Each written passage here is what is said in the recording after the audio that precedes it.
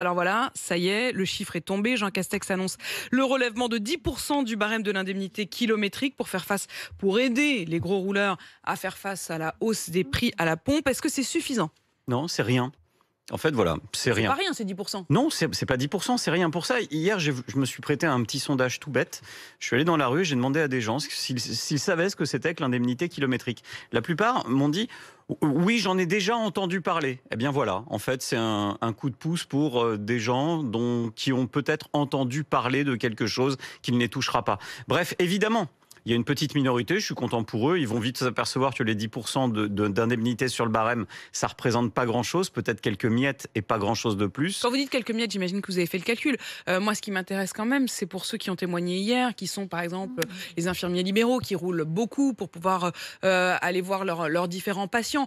Pour eux, est-ce que ça va quand même changer quelque chose? Oui, évidemment. Pour eux, un petit peu. C'est vrai qu'ils vont pouvoir gagner et compenser un petit peu de cette hausse de la fiscalité sur les carburants. Mais tout le monde n'est pas infirmière libérale en France et ça ne suffit pas. Quand on prend l'exemple de quelqu'un, je sais pas, une mère de famille qui va emmener ses enfants au collège le matin, aller les rechercher.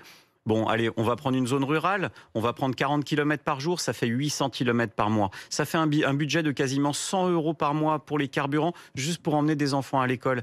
Elle, l'indemnité kilométrique, elle ne sait pas ce que c'est.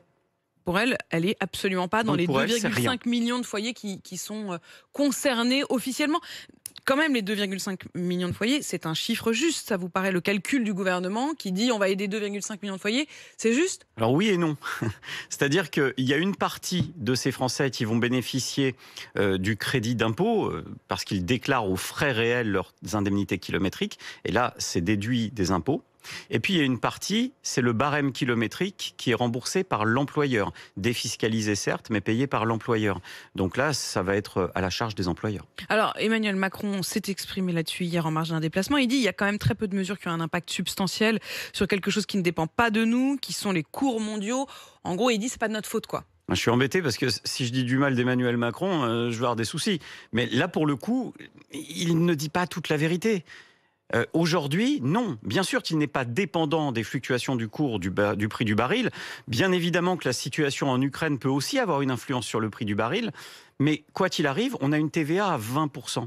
C'est un pourcentage. Plus le prix du baril monte, plus l'État gagne des taxes. Ce qui fait que cette année, sur 2022, l'État va engranger le record de taxes depuis la création des taxes sur le carburant.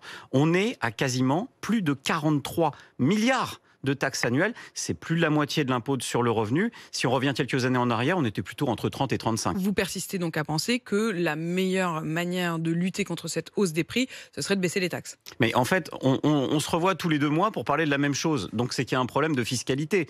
Il faut une refonte du système de la fiscalité. Et ce qu'on propose, c'est de moins soumettre les prix des carburants à des variations.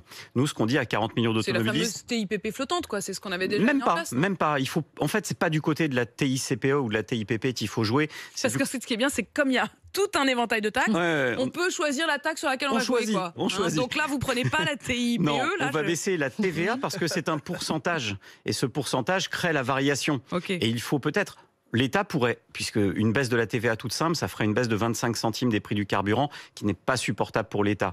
Ça, c'est clair. Donc, c'est ce qu'ils nous disent en tout cas. Moi, je serais très content. Cependant, ce qu'on peut faire, c'est augmenter un peu la part du fixe, un peu, et baisser la TVA à 5,5, ce qui fait qu'on aurait un tarif lissé et on pourrait imaginer une baisse des prix du carburant au moins d'une dizaine de centimes, ce qui permettrait à l'État de rendre le trop perçu, ce qui est engrangé en trop par rapport à ce qui est budgété.